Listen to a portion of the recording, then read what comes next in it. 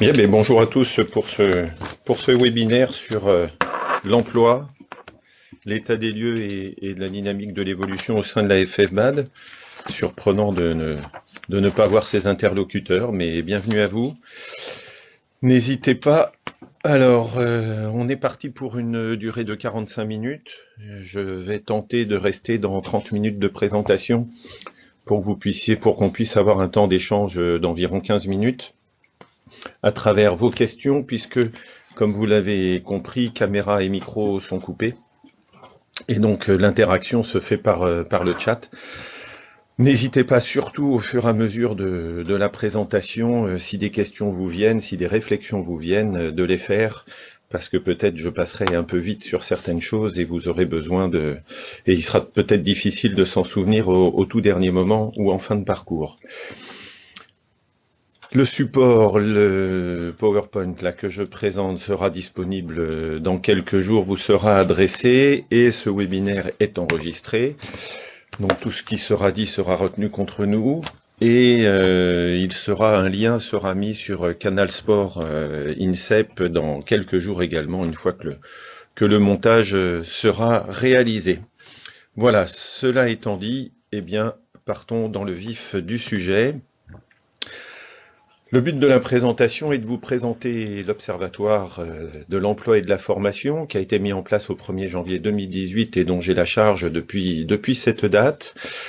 Pourquoi un observatoire? Parce qu'on parle beaucoup de choses et sans avoir forcément d'éléments forts à se mettre sous la dent, que ce soit des chiffres ou que ce soit des réflexions qualitatives codifiées. Et si on veut que les choix fédéraux puissent être faits de manière un peu plus objective, ça vaut le coup d'avoir un outil d'aide à la décision. Voilà pourquoi cette stratégie de l'Observatoire s'est mise en place. Elle est née en fait du rapport sur la stratégie de l'emploi qui a été écrit en 2013 sous l'égide de Éric Silvestri, qui avait proposé un certain nombre de plans d'action. Le premier qui avait été retenu était de financer les clubs qui se lançaient dans l'emploi et la fédération souhaitait les soutenir. C'était le PEC qui s'est transformé maintenant en PEF, donc le plan emploi club, l'emploi fédéral. Et d'autres plans d'action étaient évidemment proposés mais n'avaient pas encore pu se mettre en place, dont celui sur l'Observatoire de l'emploi et de la formation. Quelques finalités qui nous sont apparues très importantes. Qu'est-ce que l'employabilité dans les différentes structures? Comment la caractériser? Pour arriver à un moment donné à se dire est-ce qu'il y a des modèles économiques de l'emploi dans les différentes structures, que ce soit des comités, des ligues ou des clubs, bien évidemment. Du côté des professionnels, on forme des DE, des DES depuis 2009, puisque la première promotion à Talence a démarré en 2009 pour les premiers sortis en 2010. Et depuis, que sont-ils devenus? Comment évoluent-ils dans l'emploi? Ou pas, d'ailleurs. Nous aborderons à un moment ces données-là. Et puis une dernière chose, peut-être plus qualitative, comment arriver à caractériser les différents métiers qu'on peut occuper dans les structures, comment on peut envisager les différentes missions. Vous avez tous en tête des fiches de poste qui cumulent des listes à la Prévert de tout ce qu'on peut faire, bien évidemment. Et ça, pour quelqu'un qui serait même à temps plein, c'est jamais envisageable. Donc comment arriver à mieux caractériser ce qui peut réellement se faire et comment travailler le temps de travail et tout ce qui s'ensuit pour que l'emploi et la professionnalisation soient solides. Que s'est-il passé depuis 2018 ? Première étape, des premières études avec des publications qui ont été faites, que vous avez peut-être vues ou sinon dont vous pourrez prendre connaissance. Je sais qu'un lien vous a été envoyé hier pour vous permettre de prendre connaissance de quelques éléments si vous les aviez pas en tête. Première analyse de l'emploi dans l'ensemble des instances régionales et départementales, donc les ligues et les comités de la Fédération française de badminton. Ce document apparu en octobre 2018. Il a été exhaustif, c'est-à-dire que toutes les ligues et tous les départements ont répondu à cette demande de données à recueillir. Et donc cette publication, je vais vous en parler dans quelques instants, je vous proposerai quelques éléments. L'impact des emplois qui ont été soutenus en 2014 et 2015 par le plan Emploi Club, avec une analyse économique, plutôt budgétaire, et aussi de la dynamique dans les clubs. Est-ce que le fait d'avoir un emploi permet une dynamique supplémentaire dans un club ou pas? Ce document apparu en mars 2019, distribué plus récemment. Là aussi, je vous en dirai quelques mots.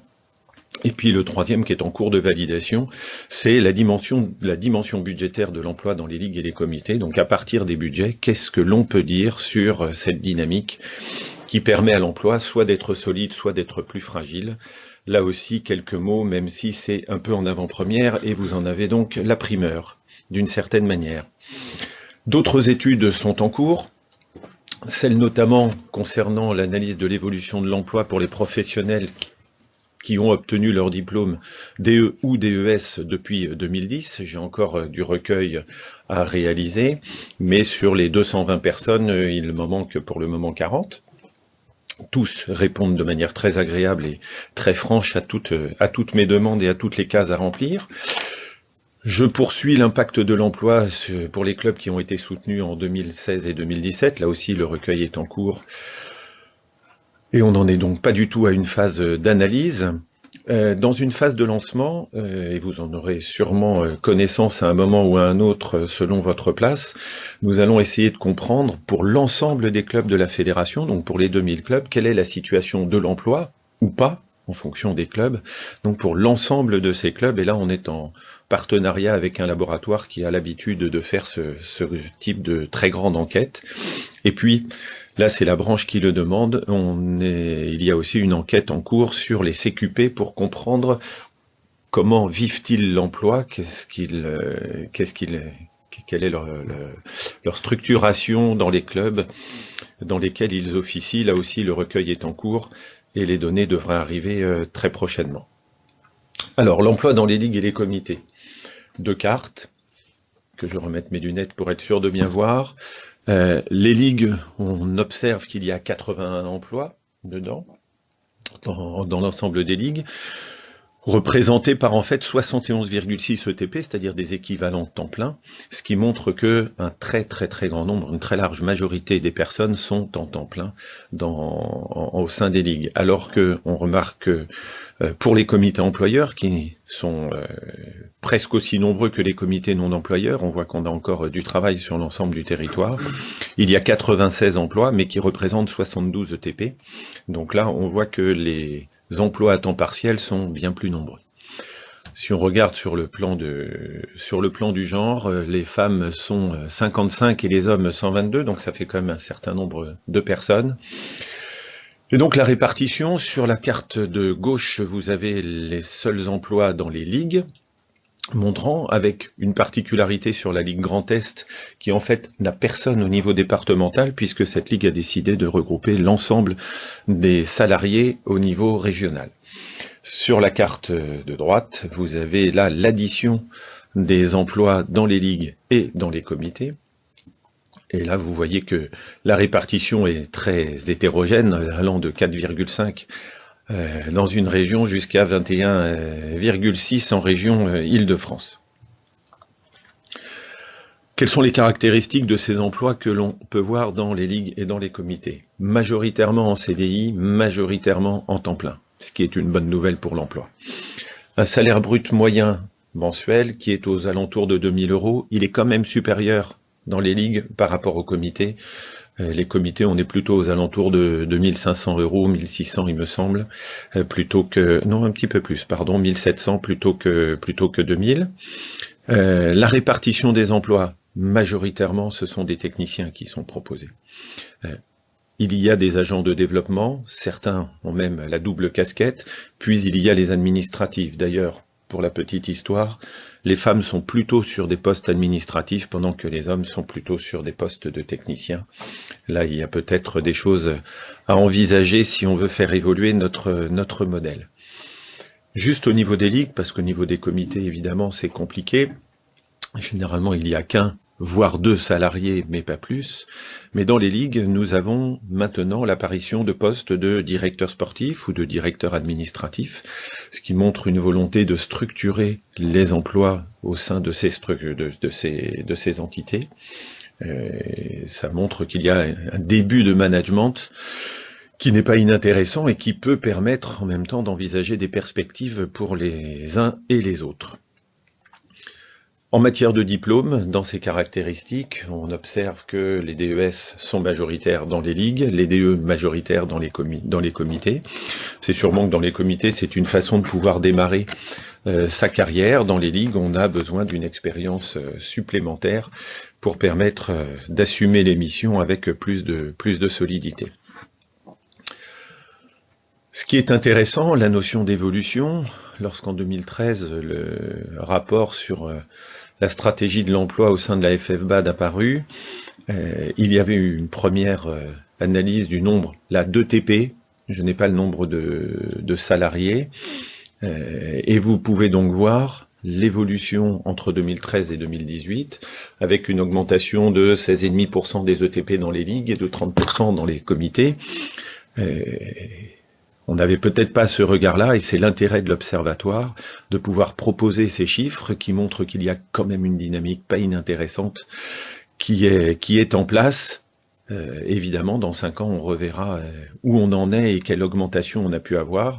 Il faudrait le faire au niveau des clubs, mais c'est ce qu'on lance là dans les jours prochains et dans les semaines qui arrivent. Ce tableau, je ne vais pas le détailler plus que ça, mais j'ai souhaité en même temps pouvoir vous proposer, et quand vous aurez le diaporama devant les yeux à tête reposée, que vous essayez de regarder, chacun pour votre région, chacun à votre place, qu'est-ce que ce ratio licencié sur ETP pour un ETP veut dire. Le Centre Val de Loire a donc 900, pour un ETP, il peut s'occuper de 900 licenciés. Je l'ai fait au niveau des clubs, je l'ai pas bien en tête là pour chacune des régions, mais on était à quelque chose entre un ETP pour 11 clubs et un ETP pour 17-18 clubs en fonction des régions. Ça montre en même temps la masse de travail, la masse de liens qu'il faut envisager pour permettre à son territoire de pouvoir vraiment bénéficier de l'emploi. Quel est le ratio qui serait le meilleur? Est-ce que c'est 1 pour 1000? Est-ce que c'est 1 pour 2000? Est-ce que c'est 1 pour 500? Faut-il encore plus de TP dans les ligues? Chacun verra ça à l'aune de son territoire, de son contexte. Mais là, ça vous donne un repère, notamment comment raisonner ce ratio quand dans une ligue comme l'Île-de-France, on a 35 000 licenciés, pendant que dans une autre ligue comme Provence-Alpes-Côte d'Azur, on est à un tout petit peu moins de 10 000. Évidemment, le ratio ne peut pas se penser de la même manière, la linéarité, une relation linéaire n'est pas forcément celle qu'il faudrait mettre en avant. Donc soyons vigilants sur cette appréciation. Deuxième partie, la dimension économique. Là, quelques données sur cette dimension économique, en lien bien sûr avec les emplois. On s'aperçoit que les budgets opérationnels, alors pourquoi je parle de budget opérationnel? Tout simplement parce que les ligues sont les instances qui récupèrent l'ensemble de la licenciation des timbres et qui les reversent d'une part à la Fédé et d'autre part au comité, ainsi que les affiliations. Évidemment, il y a toute une partie du budget donc qu'elle ne peut pas engager pour ces actions. Donc j'ai ôté toute cette dimension-là dans les budgets, ce qui fait que on a l'Île-de-France qui est à 870 830 € pour l'année 2017, jusqu'à la Bourgogne-Franche-Comté qui est à 275 108. On est aux environs de 500 000 en termes de moyenne. L'intervalle est important, mais bien évidemment, on n'a pas du tout le même nombre de licenciés dans chacune de ces ligues, et donc il faut être vigilant sur la conclusion à en tirer. Par rapport à l'emploi, dans quelle mesure la masse salariale intervient-elle dans le budget? En vert, vous voyez le ratio qui est établi entre la masse salariale et le budget opérationnel. À part dans le Grand Est où on dépasse les 60%, sinon on est plutôt aux alentours de 40 à 50% et même à 32% dans Centre Val de Loire. C'est généralement un repère qui est retenu dans beaucoup de structures. Si on est aux alentours ou inférieur à 50%, c'est que la masse salariale est a priori pas si mal dimensionnée que ça. On met souvent en avant les subventions pour se demander, parce que on se dit que sans subvention, rien ne peut se faire. Sont-elles si incontournables que ça? Sont-elles si indispensables que ça? D'où le même ratio, mais en s'appuyant sur un budget opérationnel duquel on a enlevé les subventions. Et là, on s'aperçoit que le rapport entre la masse salariale et ce budget opérationnel hors subvention, bien évidemment, augmente quelque peu, dépasse 50% beaucoup plus facilement, voire 60%, beaucoup plus pour le Grand Est, qui est sûrement une particularité avec l'ensemble des salariés au niveau régional, et pas du tout au niveau départemental. Mais on s'aperçoit qu'il n'y a pas de raison qu'il n'y ait pas une viabilité possible, même sans subvention, par rapport à la masse salariale, bien qu'elle soit un petit peu supérieure à 50% dans un certain nombre de cas. Alors pour avoir encore une image supplémentaire, on regarde généralement les fonds propres et on essaye de comprendre à partir de là comment ils interviennent dans le raisonnement budgétaire. Les fonds propres sont donc les fonds qui restent au niveau du budget, qui permettent une trésorerie d'avance et qui sont qui permettent de comprendre, quelle est la capacité de la structure à pouvoir parer d'éventuels coups durs, notamment en termes salariales. Et là, le ratio qui met les fonds propres et la masse salariale en regard montre que, pour un certain nombre de ligues, on dépasse les 100%. Ce qui veut dire que la ligue a une année de salaire d'avance, au cas où il arriverait quelque chose et où des rentrées seraient peut-être moins bonnes. Voilà, tout événement qui pourrait demander à ce qu'on aille puiser dedans, mais pour un certain nombre, alors soit d'autres coups durs avec des licenciements, des ruptures conventionnelles et ainsi de suite avec des négociations, ça montre qu'il y a une possibilité de négociation qui est là. Évidemment, certaines sont bien moins loties que ça, et là on peut s'interroger sur leur solidité par rapport à l'emploi. Mais voilà un deuxième regard par rapport à la solidité de l'emploi. Un troisième regard intéressant est de se dire, mais est-ce que nous avons une dépendance importante de la licenciation par rapport à notre budget? D'où un ratio du timbre ligue sur la part licenciée étant calculée dans un premier temps en divisant le budget opérationnel par le nombre de licenciés. Et là, on voit quelle est la part de ce timbre ligue dans ce premier ratio. Il est aux alentours, on voit, de 35 à 50%. J'ai toujours mis la fédération comme repère pour qu'on puisse se rendre compte. Ça nous donne un repère pour savoir si la licenciation est incontournable et indispensable dans notre schéma économique, ou si, à un moment donné, on peut se dire que les autres contributions financières ont aussi leur place.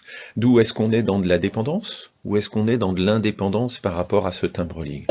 On est sûrement, quand on est à 50%, dans une forme d'indépendance, ce qui est toujours intéressant, ou alors on peut se dire que c'est un levier si on en augmente le niveau pour avoir des réponses, des subsides supplémentaires. De l'autre côté, c'est peut-être qu'on est dans une dépendance un peu forte des autres contributions financières, qui, si elles venaient à se tarir, réduiraient d'autant plus le budget auquel qu'on peut avoir annuellement. Donc voilà, le double regard est là aussi quelque chose d'important. Alors, quelles sont les pistes de discussion qu'on pourrait avoir? Là, je vous ai pas montré tout ce qui a trait au comité, mais les comités sont beaucoup plus fragiles en termes budgétaires. La répartition par rapport à la masse salariale est un petit peu plus délicate pour un grand nombre d'entre eux. Et on se dit à un moment donné, il y a une solidité du côté des ligues et une fragilité qui est plutôt du côté des comités, même si certains comités, bien sûr, s'en sortent mieux que d'autres. Dans quelle mesure, sur le territoire, il ne faudrait pas comprendre une meilleure synergie budgétaire et non pas simplement être sur une contractualisation entre la Ligue et le comité pour quelques subsides? Est-ce que, en termes d'emploi, il va falloir penser les choses différemment? Est-ce que donc il n'y a pas un nouveau système, un autre système d'organisation, de gouvernance de l'emploi qui permettrait de mieux gérer l'ensemble du territoire? Notamment parce qu'on se rend compte au niveau des comités que le nombre de personnes embauchées dans les comités ont quelque part dans l'ensemble des comités les mêmes missions. Est-ce que si sur un territoire on pense les choses différemment, est-ce que, tout comme dans la Ligue Grand Est par exemple, est-ce qu'on ne pourrait pas avoir des missions qui seraient mieux organisées et pour pouvoir les élargir et que le territoire puisse mieux bénéficier de l'expertise et de la dynamique des personnes. Voilà, puis j'ai déjà évoqué sur la part du timbre, est-ce que c'est une indépendance ou est-ce qu'on doit considérer une dépendance aux autres sources de revenus? Je ne vais pas revenir là-dessus. Voilà pour toute cette dimension entre les ligues et les comités, que ce soit sur leurs emplois ou sur leur dynamique économique. Le plan emploi club, c'est la deuxième grande étude qui a été publiée récemment. L'intérêt du plan emploi club était de comprendre dans quelle mesure tous ces emplois étaient soutenus, pouvaient pérenniser. Ce qu'on s'aperçoit quelques années après, puisque l'étude a été faite en 2018, début 2019, c'est que tous les clubs qui ont contracté, qui ont été soutenus dans le cadre du plan emploi club, sont encore dans l'emploi aujourd'hui. Bien sûr, pas forcément avec les mêmes personnes, parce que les salariés peuvent bouger, et tant mieux, c'est important dans sa carrière, mais c'est pas parce que le salarié a bougé que le club s'est retiré de l'emploi, bien au contraire. Donc, ce qu'on observe quand même, c'est qu'on a plutôt une stabilité sur les salariés, qui restent plutôt dans leur structure. On a des salaires qui sont aux environs de 1 500 € par mois, et on a une très grande diversité des intitulés de postes et donc des missions. Et peut-être faut-il qu'en tant que salariés, nous sachions être vigilants sur ce type de choses, parce que quand je vois des entraîneurs dont l'intitulé de poste est animation du badminton, on peut s'étonner du grand écart entre l'intitulé et les fonctions et les missions qui leur sont dévolues. Sur le budget, les clubs, sur le budget des clubs, on observe que il y a une forte augmentation de ce budget au fur et à mesure des années. Entre la première année, l'année où on postule, et l'année N+3 où on sent qu'on doit arriver sur la pérennisation. Alors bien sûr, la demande de subventions, les subventions contribuent d'autant plus à ce budget, mais on voit d'autres éléments, une redéfinition des cotisations, la capacité de pouvoir attirer ou de mettre en place des prestations à l'extérieur du club, qui font que ce budget enfle et permet d'envisager une stabilité des salariés, ou tout du moins une pérennisation de l'emploi. On a également une dynamique sur la dynamique du club. Alors j'ai laissé marquer en cours, mais c'est terminé aujourd'hui. Est-ce qu'il y a une dynamique sur le nombre de licenciés? Est-ce qu'il y a une dynamique sur le nombre de compétiteurs? Est-ce que ça permet au projet du club d'être plus fort, plus renforcé? Est-ce que ça permet notamment aussi, à travers des labellisations, que ce soit Club Avenir, que ce soit les écoles françaises de badminton, ou alors d'autres types de labels comme le label Ecobad, est-ce que ça permet au club d'évoluer là-dessus? S'il y a au cas par cas, évidemment, des exceptions, là, vous l'aurez le diaporama, je ne reviens pas sur l'impact sur le budget, vous voyez qu'il y a des choses, et c'est que sur les dépenses réalisées et les subventions perçues, on s'aperçoit qu'il y a des augmentations tout à fait intéressantes. Mais sur l'impact club, est-ce qu'on a une augmentation des licenciés? On s'aperçoit que non, en moyenne, ça doit être 5 sur l'ensemble des clubs. Bien sûr, certains ont fortement augmenté, d'autres malheureusement ont fortement décru. Généralement, c'est parce que c'était des entités multiples et une des participantes à cette entité s'est retirée. Mais donc on n'a pas un impact particulier sur le nombre de licenciés. On n'a pas non plus d'impact forcément si important que ça, si imposant que ça, sur les compétiteurs, sur les jeunes compétiteurs. Et sur les projets, pourquoi j'ai marqué projet envisagé, c'est que dans les recueils des données, je ne peux avoir que le projet qui était envisagé. Je ne sais pas ce qui a été réalisé. Donc, les clubs, pour pouvoir avoir le soutien, nous ont proposé énormément d'actions complémentaires à celles éventuellement qu'ils avaient déjà en place, que ce soit sur les féminines, pour un grand nombre d'entre elles, sur le para-badminton, sur les jeunes, et notamment pour aller se mettre en lien avec l'éducation nationale, sur l'accès au sport pour tous, sur l'intergénérationnel, sur le fait d'aller voir les entreprises, et ainsi de suite. ont-elles vraiment été réalisées ces actions? Ça, malheureusement, on ne le sait pas, et c'est peut-être dommage parce que ça serait le véritable impact peut-être à noter. Que ressort-il de ce type de choses? Tout simplement que, est-ce que les clubs emploient, parce qu'à un moment on a dépassé la capacité des bénévoles qui sont dans une dynamique très forte et qui sentent qu'ils sont dépassés par leur dynamique et qu'ils ne peuvent plus l'assumer complètement, et ils se disent tant mieux, prenons un emploi, ça nous permettra de stabiliser le tout. C'est plutôt ce qui a l'impression de se passer, plutôt que de se dire j'ai un club que je voudrais dynamiser, est-ce que je suis en mesure de prendre un emploi pour lui permettre à mon club de monter en gamme, de monter en compétences, de monter en dynamisme, et ainsi de suite. On est plutôt, à mon sens, dans le premier schéma que dans le deuxième. Sur les labels, il n'y a pas vraiment de choses qui ressortent. Beaucoup de clubs étaient déjà Club Avenir depuis 2014, et donc c'est pas le soutien de l'emploi qui leur permettait de devenir Club Avenir, même si pour certains d'entre eux ça s'est passé. Certains ont perdu leur label Club Avenir tout en ayant un emploi, et ainsi de suite. On a vraiment tous les cas de figure. Pareil pour les écoles françaises de badminton. On est tous les clubs avaient entre 2 et 5 étoiles, et il n'y a pas eu d'évolution particulière, à part peut-être pour un ou deux d'entre eux. Par contre, on n'a pas beaucoup de recul sur le label Ecobad. On n'a pas d'historique, donc 7 clubs l'avaient, mais je ne peux pas en dire beaucoup plus. Dernière étude que je voulais vous proposer, même si là pour le moment je n'ai pas encore d'éléments objectifs à vous montrer. J'ai 220 diplômés dans la base de données DE, DES depuis la première promotion en 2010. Je vais vous proposer un petit regard sur les 48 premières que j'ai réalisées l'année dernière, sur ceux qui ont leur diplôme depuis 5 ans et plus, pour avoir déjà un poil de recul. Mais aujourd'hui, on a décidé de recueillir pour l'ensemble de ces diplômés, année par année, tout ce qui va nous intéresser sur le type de contrat qu'ils peuvent avoir, dans quel groupe CCNS, quelle est la durée du temps de travail, est-ce qu'ils ont une ou plusieurs structures employeuses, et ainsi de suite, et le salaire également.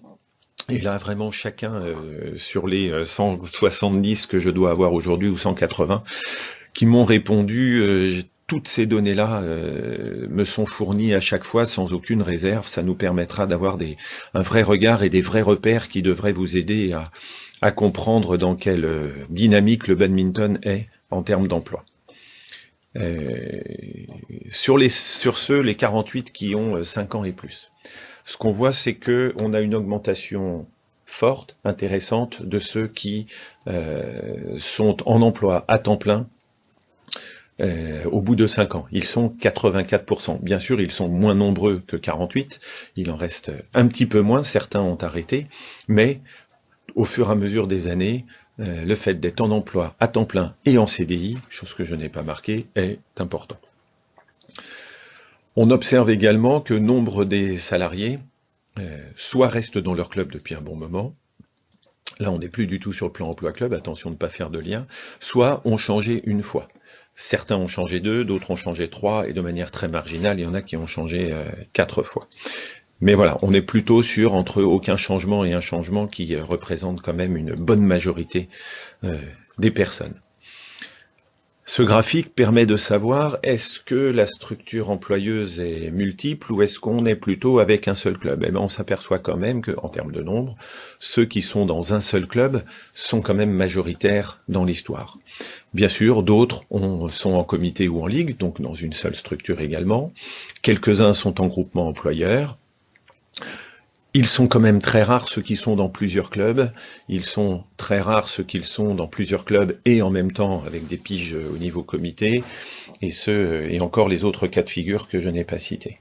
Je trouve qu'il y a un certain encouragement à voir que l'emploi peut se faire dans un seul club. Être dans une seule structure, c'est comme être dans une seule entreprise. On peut vraiment donner tout son potentiel parce que là, il n'y a pas de schizophrénie à avoir entre les différentes structures, ce qui est toujours difficile. Ce tableau voulait vous montrer, que le nombre de CDI, même s'il diminue, augmente en pourcentage et en temps plein parce que au fur et à mesure il y a un petit peu moins de personnes, et notamment c'est surtout la ligne Orbad, on s'aperçoit qu'au bout de 5 ans, il y en a 11 de nos collègues qui sont partis complètement du badminton, les raisons étant question salariale, qui n'évolue pas, conditions de travail, une envie de penser la répartition du temps de travail dans la semaine différemment, ne plus avoir tous les soirs, ne plus être impacté tous les week-ends notamment. D'où certains, là c'est encore très faible, mais dans l'enquête que je mène en complément, un auto-entrepreneuriat qui commence à se faire jour de manière un petit peu plus nette, et ça méritera évidemment des réflexions sur ce que ça peut signifier. En conclusion de tout ce que j'ai pu vous dire, ce qu'on voit, c'est qu'il y a quand même une dynamique de l'emploi qui est intéressante, mais n'est-elle pas éparpillée sur nos territoires? N'est-elle pas encore fragile, notamment dans les comités? Sûrement aussi au niveau des clubs qui ont des difficultés à se projeter aussi facilement que ça, et pourtant on observe que de très nombreux clubs sont en mesure de proposer des emplois qui sont structurants et structurés, puisqu'ils accueillent des personnes à temps plein, voire certains clubs accueillent même 2 personnes à temps plein dans leur structure. On a donc des dirigeants qui sont investis, mais ce qu'on observe à partir de là, c'est qu'on a une nécessité évidemment de poursuivre ces études, de manière qualitative ou quantitative, de suivre ces indicateurs dans le temps pour mieux comprendre quelle est la vraie dynamique, parce que partir d'une seule photo, évidemment, ne nous donne pas l'ensemble de ce que l'on souhaite. Et puis, et ça c'est le quotidien qui le montre et qui vous le montre parce que vous devez être dans les mêmes dispositions, mais dialoguer avec les acteurs, que ce soit avec les salariés, que ce soit avec les dirigeants, des clubs, que ce soit avec les dirigeants évidemment des comités, des ligues et de la fédération, que ce lien de la fédération jusqu'au club mérite que cette question de l'emploi soit débattue régulièrement, parce que c'est l'expérience qui le montre, mais un bon dialogue permet de mieux comprendre comment aborder les enjeux et comment arriver à bien s'inscrire dans cette dynamique de l'emploi dont on attend quand même beaucoup pour le développement du badminton. Merci. Et donc à vos questions, si vous en avez. Tu me redonnes parce que j'ai noté. Ouais. Faut que je te le lis si tu veux. Alors, l'un me demande si on est à 1 500 € brut ou net dans les clubs. Moi, autant les salaires qui m'ont été donnés pour les ligues et les comités étaient en brut, autant ensuite je ne parle qu'en net. Donc le 1500 dans les clubs est un salaire net. Évidemment, il tient compte de personnes qui n'ont pas forcément la même expérience, le même âge et le même nombre d'années. Ne pas oublier qu'on n'est pas sur quelque chose de forcément complètement homogène. Est-ce qu'on a un élément sur le taux de fidélisation ? Vous avez raison, je n'ai pas fait ce taux de fidélisation pour les différents clubs. MyFFBad aujourd'hui me permettrait facilement de le faire. Ce serait tout à fait intéressant, sachant que les travaux que j'ai pu faire là-dessus montrent que on a une fidélisation à 85% des compétiteurs et à plutôt 55-60% de ceux que l'on nomme loisirs. Là, c'est au niveau, que ce soit au niveau fédéral ou que ce soit au niveau ligue. Mais là, sur chacun des clubs, malheureusement, je ne l'ai pas. C'est une bonne suggestion. Je vais tenter de pouvoir faire ce type de travail. Ça ne devrait pas être un gros souci. Est-ce que l'emploi a un impact sur le bénévolat dans les clubs ? C'est quelque chose je n'ai pas analysé, mais qui est en même temps pas forcément facile à analyser non plus. À partir de quand on considère qu'il faut additionner le bénévole dans le nombre de ceux qui officient dans un club? C'est toute la difficulté entre ceux qui sont bien investis à un niveau d'un bureau avec une responsabilité, et puis ceux qui aident très ponctuellement, que ce soit sur le tournoi ou que ce soit sur un autre événement en particulier. Est-ce qu'on est en mesure de pouvoir calculer cet impact ? Bonne réflexion pour comprendre dans quelle mesure une étude permettrait de savoir ce type de choses. Sur le positionnement des projets vers l'éducation nationale en 2014 et sur les clubs en 2014 et 2015, nous étions sur la dynamique du périscolaire, après la classe, obligatoire pour les collectivités.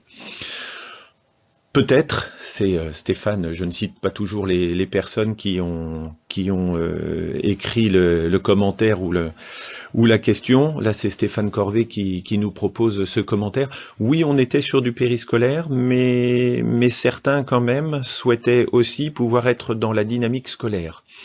Et non pas que périscolaire, d'autant plus que cette dynamique périscolaire s'est estompée puisqu'il y a eu une revisite du rythme en école primaire pour les enfants. Et là, je n'ai pas le détail, est-ce qu'on n'était que dans le périscolaire, dans la volonté des clubs, ou est-ce qu'on était sur une dynamique plus forte, sachant qu'évidemment, en fonction du contexte des clubs, cette dynamique a pu s'inscrire d'une manière ou d'une autre, notamment s'il y a des professeurs des écoles dans le club, il est plus facile peut-être de pouvoir réaliser des choses, alors que s'il faut tout construire sans connaître personne, parfois la difficulté est plus grande. Audrey, la condition salariale revient souvent chez nos entraîneurs, le manque de projection et d'évolution est aussi un frein pour eux. Je suis bien d'accord avec cette réflexion, Audrey, d'où l'idée d'avoir des repères, et j'espère que l'enquête, et je suis même sûr que l'enquête que je mène actuellement sur l'ensemble de nos diplômés, c'est-à-dire ceux qui ont suivi les formations DE et DES, mille excuses pour tous ceux qui ont eu leur DE, BE avant, même s'ils l'ont transformé en DE, je ne les ai pas inclus parce qu'en même temps j'analyse la dynamique de la formation, donc je ne pouvais pas inclure tout le monde de la même manière, mais j'espère bien que cette enquête va permettre d'avoir des bons repères et en même temps dans l'évolution, puisque chaque année je demande le salaire, première année, deuxième année, troisième année, quatrième, et jusqu'à 8 ou 9 pour certains d'entre eux. Et à partir de là, peut-être que ces repères vont mieux faire comprendre aux dirigeants notamment que s'ils veulent être attractifs, s'ils veulent pouvoir garder les personnes, il va falloir changer un peu de référentiel et ne pas rester sur une timidité salariale bien trop forte. D'ailleurs, comme ça, pour ceux qui me parlent de salaire, deux repères ils me citent toujours deux repères. Le premier est à 1 500 € net par mois, où ils me disent, si on commence pas à ça, on aspire à plutôt rapidement arriver à cette valeur-là, à temps plein dans un club ou dans une structure, bien sûr. Et le deuxième repère qui est proposé, c'est celui de 2 000 € net par mois. De dire, au bout de quelques années, la reconnaissance de l'expérience serait que on puisse arriver à ce niveau-là. Dans quelle mesure les choses pourront se faire, là c'est tout l'objet de la vie et de la dynamique que je vais analyser au fur et à mesure des années. A-t-on des données sur l'âge médian des salariés dans les clubs? Peut-être aussi y a-t-il des changements de carrière dû à un changement de situation familiale? Alors, oui, j'aurai des données sur l'âge médian des salariés dans les clubs, notamment encore une fois ceux qui sont dans ma base de données, mais là je n'ai pas de quoi que ce soit à vous dire aujourd'hui, je ne l'ai pas du tout en tête. Et est-ce qu'il n'y a pas des changements de carrière dû à un changement de situation familiale? Bien sûr que si. Les conditions de travail sont parfois, et même souvent, liées à un changement de situation familiale. On peut même s'interroger pourquoi il n'y a pas plus de filles dans la dimension professionnelle, notamment dans les clubs, sûrement parce que cette dimension des conditions de travail liées à une évolution de la vie, et notamment de la vie familiale, est très pesante, très importante. Comment faire pour arriver à combattre ça? Et il faut absolument réfléchir aux choses, notamment que bien comprendre que c'est pas parce qu'on a un salarié qu'il peut tout faire tous les soirs et tous les week-ends. Au niveau de la création d'emplois, savez-vous si cela vient le plus souvent d'un pro qui crée son futur emploi ou des dirigeants bénévoles? J'allais dire, on aura tous les cas de figure, mais en même temps, est-ce que c'est important de savoir qui est à l'initiative?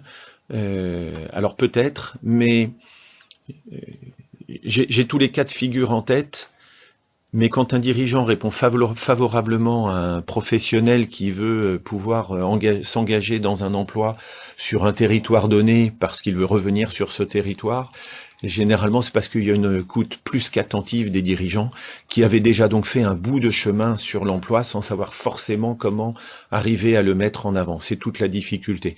Donc, qui de l'œuf ou de la poule, à la limite, on s'en moque un peu. L'important, c'est qu'il y ait une vraie rencontre entre le professionnel et le dirigeant bénévole. Ce qu'on s'aperçoit aujourd'hui, c'est plutôt que on n'a pas assez de professionnels, on n'a pas assez de personnes qui se forment professionnellement, notamment des E et des ES pour permettre des emplois très structurants et structurés dans les clubs notamment. Et s'il y avait quelque chose sur lequel travailler, c'est comment montrer, parce que je pense qu'on en est là, que on est bien sur une capacité d'avoir une carrière professionnelle en faisant ce type de métier. Que ce métier peut être attractif, que ce métier a plusieurs facettes, et que à partir de là, oui, si on commence à faire que de l'entraînement, c'est une chose, mais que des évolutions sont sûrement envisagées, notamment à travers la question du projet d'action, du projet de développement que l'on apprend pendant la formation des E et des ES, mais que on a du mal à bien mettre en avant une fois que l'on est dans l'emploi. Or, c'est ce qui conditionne, si vous n'avez pas ça en tête, je vous le dis, mais dans un très grand nombre d'entreprises, voire dans toutes les entreprises, quel que soit leur secteur, vous n'avez que des chefs de projet. Nous, on n'en a pas encore, on n'a pas encore bien compris quelle était l'importance de cette chose-là. J'en suis à cela. C'est quoi le type de club? Ça, c'est François Durier qui nous dit ça. C'est quoi le club type employeur plein temps, nombre de licenciés et créneau hebdo? Pour le moment, je ne l'ai pas encore analysé, François, je ne peux pas te répondre, mais bien sûr que c'est prévu de pouvoir répondre à cette question-là. Et j'agrégerai sûrement les données venant du PEC et les données que j'ai là dans la base de données à partir des salariés. Et on aura sûrement aussi des données venant de la grande enquête qu'on souhaite mener auprès des 2000 clubs de la Fédération française de badminton. Et petit message comme ça, même s'il y a des relais qui seront au niveau régional pour favoriser, faciliter les réponses à cette enquête qui va être lancée d'ici un tout petit mois, voire même un peu avant. Ben, merci d'être des relais et de faire en sorte que les clubs dans lesquels vous êtes répondent à cette enquête. Ce sera pas forcément très long, mais ça ne pourra que nous aider à mieux comprendre la typologie des clubs et de voir comment ensuite agir pour que cette dynamique puisse s'enclencher là où il n'y a pas d'emploi. Notre système associatif, ça c'est Manu Dubrul qui nous le propose, notre système associatif où la pratique du sport à bas coût a encore de belles années, ou devra-t-on s'orienter vers un sport pro, avec donc des cotisations plus conséquentes qui auront un impact direct sur les emplois, reconnaissance du salarié, évolution, etc. Alors là on est dans, j'apprécie, merci de ce commentaire. On est quelque part dans un paradoxe, parce qu'on a une pratique du sport à bas coût en termes de cotisation, mais elle n'est pas forcément à bas coût en termes d'emploi. Dans le sens où des personnes qui font que quelques heures dans un club demandent généralement un taux horaire extrêmement conséquent, qui font qu'un grand nombre de dirigeants se demandent bien comment ils pourraient faire mieux en termes d'emploi dans leur club, parce que s'ils font la multiplication, évidemment sur un temps plein, on arrive à des salaires mensuels qui, évidemment, défient toute concurrence. Donc, oui, à chaque fois que l'on évoque l'emploi dans un club, mais un vrai emploi dans un club, à temps plein, évidemment, on raisonne déjà en salaire mensuel. Ça paraît incontournable. Si on raisonne pas en salaire mensuel, on a perdu. Et évidemment, quels sont les leviers pour permettre ce salaire mensuel et permettre cette évolution? Évidemment, la cotisation va avoir un sens important. Évidemment, la cotisation bien différenciée de ceux qui viennent une fois dans la semaine, de ceux qui ont 2 entraînements, de ceux qui ont des entraînements individuels, et ainsi de suite. Mieux comprendre comment se traduit notre offre en matière, j'allais dire, commerciale. Oui, nous devenons, dans les clubs, d'une certaine manière, des gens qui sont comment dire, des entrepreneurs, des commerciaux. C'est bien ça la montée en compétences. Le système associatif va clairement évoluer. On va plus pouvoir être dans un système associatif à l'ancienne où chacun amène les choses sur la table et on essaye de voir si on peut faire quelque chose avec. Non, là il faut un vrai raisonnement d'entrepreneur si on veut faire en sorte que l'emploi fonctionne. Oui, il faut monter les choses. Oui, il faut avoir des cotisations plus fortes. Oui, il ne faut pas hésiter parce que plein d'autres clubs, d'autres sports n'ont pas hésité depuis longtemps. Mais le deuxième enjeu va être, est-ce qu'on va être capable d'avoir des vrais équipements, des vraies infrastructures dans lesquelles on va pouvoir agir de manière un peu plus large que les seuls créneaux 19-23 heures que nous pouvons avoir aujourd'hui. Existe-t-il des passerelles VAE ou VAPP 85 pour les entraîneurs pour les faire évoluer vers le DE ou les DES? Oui, on peut avoir son DE, voir son DES, voir son CQP en VAE, il n'y a aucun problème. Je ne sais pas ce que veut dire VAPP 85, mais VAE, oui, pas de souci de ce côté-là. Il y en a qui le font. C'est une démarche qui peut être faite. Moi, ce que j'encourage quand même, c'est que vraiment, si on n'a pas le temps, autant passer par une VAE, mais aller dans des formations qui aujourd'hui durent 1 an et permettent un vrai partage d'expérience, de connaissances, de compréhension, de construction de son métier, me paraît bien plus intéressant que de rester seul dans son coin avec une VAE qui bien sûr décrit plein de bonnes choses, mais à mon sens seul le partage permet d'évoluer très grandement vers un métier qu'on peut d'autant mieux assumer. Clément nous dit « Nous sommes OK pour dire que le boulot ne manque pas. Ce que je trouve dommage, c'est l'accompagnement financier du lancement de l'emploi. Sans les subventions, existe-t-il d'autres aides pour le lancement d'un emploi ?» C'est tout à fait la remarque que je faisais à un moment donné. On pense qu'on ne peut se lancer dans les choses qu'à partir du moment où il y a des subventions. Est-ce que c'est la seule chose ? Nombre d'entreprises se lancent, bien sûr en faisant des prêts auprès des banques. Si on appelle ça des subventions, ça m'étonne parce que là il y a un remboursement qui est incontournable.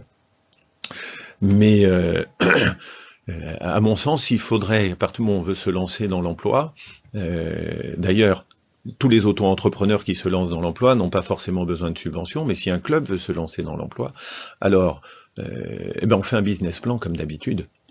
Et si on ne pense qu'aux subventions, je pense qu'on va pas pouvoir aller bien loin très souvent. Peut-être que en regardant le webinaire qui avait été proposé par Vincent Legras au mois de décembre, des réponses pourraient être trouvées sur la façon de pouvoir lancer un emploi et pas simplement avec les subventions. Alors je combats beaucoup les subventions, non pas qu'elles soient pas intéressantes, mais la pérennisation ne peut se faire que sans les subventions. Et y réfléchir dès le début et avoir un bonus avec les subventions me paraît plus intéressant que de penser d'abord subventions et de ne pas savoir réagir ou agir dans les 2 ou 3 années suivantes pour pouvoir pérenniser l'emploi. On l'a vu à de nombreuses reprises dans de nombreux clubs. Avez-vous de chiffres sur le nombre d'emplois non pourvus? La réponse est nette, non. On sait qu'il y en a, mais je n'ai pas encore ce type de choses. J'espère encore une fois qu'à travers l'enquête qui va être lancée, j'aurai un certain nombre d'éléments, non seulement sur les nombres d'emplois qui sont non pourvus, mais surtout aussi sur le nombre d'emplois envisagés par les clubs et qui ne savent pas forcément comment faire là-dessus. Maintenant, quand on parle d'emploi, moi je parle d'emploi à temps plein. Si c'est pour des piges, si c'est pour quelques heures ou 1 ou 2 soirs, doit-on parler d'emploi? Voilà. Si le nombre d'emplois était sur le nombre d'emplois à temps plein, non, je ne l'ai pas. Si c'est sur le nombre de possibilités tous azimuts, je l'ai encore moins. Audrey, il faut aussi sensibiliser les dirigeants car certains méconnaissent les obligations, droits et devoirs liés à l'emploi d'un salarié sur les clubs, car bien que bénévole, le dirigeant devient employeur. J'ai vu bon nombre de mes collègues utiliser encore des entraîneurs avec des statuts auto-entrepreneurs. Alors, évidemment, connaître le code du travail est d'autant mieux pour les employeurs qui sont bénévoles, bien sûr. Bien sûr, on peut avoir un statut d'auto-entrepreneur, mais si on a juste un statut d'auto-entrepreneur, on sait qu'on est dans l'illégalité parce qu'on a un lien de subordination, et si l'URSSAF faisait une inspection, ça pourrait mal tourner et pour le dirigeant et pour l'auto-entrepreneur, parce qu'il ne faut pas croire que seul l'un des deux serait embêté. En revanche, ceux qui veulent devenir entrepreneurs, mais en présentant un vrai projet comme un consultant qui élargit au-delà des seuls créneaux à encadrer, là par contre, il n'y a aucune réserve à pouvoir avoir. Est-ce que c'est la bonne formule? Peut-être dans certains cas, peut-être pas dans tous. Si on n'avait que des auto-entrepreneurs, est-ce qu'on aurait une solidité et une pérennité de la capacité d'emploi pour le badminton? Pas sûr. Quel équilibre faut-il entre les deux? Mais j'allais dire, l'avenir nous le dira sûrement. Pour un poste agent de développement comité ligue, faut-il obligatoirement un technicien DE? La réponse, elle peut être double. Avec le mot obligatoire, il n'y a aucune raison, parce que l'agent de développement, en fonction de ce qu'on va lui demander comme mission, peut avoir, notamment si sur des partenariats, sur du marketing, sur de la communication, puisque le mot développement peut se conjuguer à toutes les sauces, là il y a évidemment des compétences qui peuvent venir de bien d'autres endroits que le DE. Le DE, on lui apprend la notion de projet, on lui apprend à comprendre ce que veut dire développement du badminton, mais évidemment c'est un technicien. Dans quelle mesure il serait capable d'aller sur les partenariats, sur le marketing, sur plein d'autres choses très intéressantes, il n'y a pas de raison qu'il le sache, sauf s'il a une antériorité de formation qui lui permet d'accéder à ce type de choses.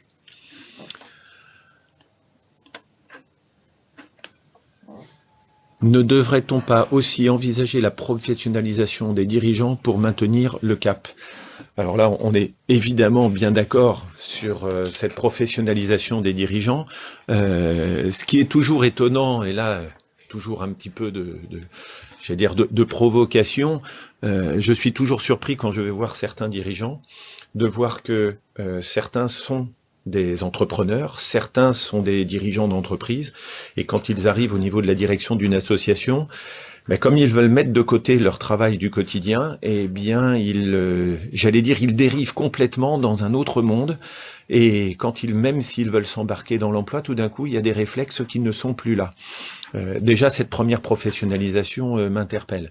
La deuxième, si c'est la montée en compétences, évidemment, alors là, depuis de nombreuses années, nous essayons de mettre en place des formations pour les dirigeants, j'allais dire tous azimuts, pas les dirigeants, mais les formations. Et ces formations, malheureusement, rencontrent un succès très très faible de la part de ceux qui pourraient y être vraiment intéressés. On s'aperçoit que cette professionnalisation, ou du moins cette formation, elle se fait d'autant mieux lorsque l'on est sur la chaise à côté de celui qui a vraiment un projet dont il veut voir la concrétisation. Et à chaque fois qu'on peut être à côté sur la chaise et y revenir de temps en temps, qu'il y a un vrai accompagnement, alors là les choses changent complètement et on a des résultats qui sont bien plus intéressants. Donc, voilà ce qu'on peut dire sur la professionnalisation des dirigeants. Oui, sûrement, mais ont-ils le temps, ont-ils envie? Et tout ce qu'on leur propose, malheureusement, ne rencontre pas autant d'écho que l'on souhaiterait. Notamment, pendant les IFB, nous avons des formations employeur et être employeur, ou devenir employeur et être employeur, et elles ne sont pas forcément remplies à un niveau que l'on pourrait attendre. Et pourtant, c'est pendant le temps des IFB qui permet en même temps de s'en mettre plein les yeux avec les grands champions mondiaux d'aujourd'hui. Des emplois par bassin sont-ils envisageables? Mutualisation des emplois. C'est exactement ce qu'a fait la Ligue Grand Est. Et on peut s'interroger, est-ce que c'est le bon schéma ou est-ce qu'il y a d'autres schémas d'une nature approchante qui auraient de l'intérêt? L'enquête que j'ai menée sur les emplois dans les ligues et les comités adossés à leur budget respectif montre que si les ligues sont solides, les comités sont plutôt fragiles, que les personnes en comité ont plutôt des missions qui sont les mêmes quel que soit le comité, et donc quand dans une même région, toutes les personnes des comités font la même chose, est-ce que ça a du sens? Est-ce qu'il ne faut pas penser les choses autrement? Donc voilà, oui, sûrement que des emplois par bassin, sûrement, même au niveau des clubs, on pourrait l'envisager. Bien sûr, on peut envisager d'avoir un autre respect des choses. Les départements ont été créés il y a 200 ans par Napoléon. Ils étaient faits notamment avec un chef-lieu qui était là plutôt pour savoir si on arrivait en moins d'une journée ou 2 journées, je me souviens plus, à cheval. Évidemment, on n'est plus tout à fait dans cette même dynamique. Est-ce qu'il faut absolument rester dans des délimitations administratives? Sûrement pour certaines choses, peut-être pas pour d'autres. On est 200 000 licenciés à la fédération, c'est-à-dire que si on se tient tous la main, on va de la plus haute ville, je sais pas, j'allais dire de Calais jusqu'à Amiens, mais sûrement pas plus loin. Donc on voit qu'on a encore beaucoup de territoires sur lesquels on n'aurait pas de mainmise. Est-ce qu'il ne faut pas penser le territoire d'une autre manière que celui que l'on fait aujourd'hui et qui reste très administratif? Sûrement, moi ça me paraîtrait tout à fait intéressant. Les frontières des départements, c'est comme les frontières avec les montagnes. Il y a un moment, si on peut les franchir, autant les franchir. Si on ne peut pas, autant penser autrement. On est arrivé à la fin des questions et peut-être même... Dernier. D'accord. Donc le dernier message, parce que là je vois que on est allé un petit peu plus loin même que l'horaire. Merci de votre écoute, merci de toutes vos questions. Elles étaient très intéressantes, elles ont permis j'espère, d'éclairer un petit peu plus. Voilà, un peu de provocation, un peu de chiffres qui méritent à un moment donné d'être regardés à tête reposée. Et puis bien au plaisir de vous croiser, de vous rencontrer et de pouvoir continuer à échanger sur l'ensemble de ce dossier qui, plus je rentre dedans, plus je trouvais passionnant et montre que l'emploi n'est qu'un outil pour permettre au badminton de se développer. Et c'est bien ça qu'on attend de la fédération. Merci à tous, à bientôt.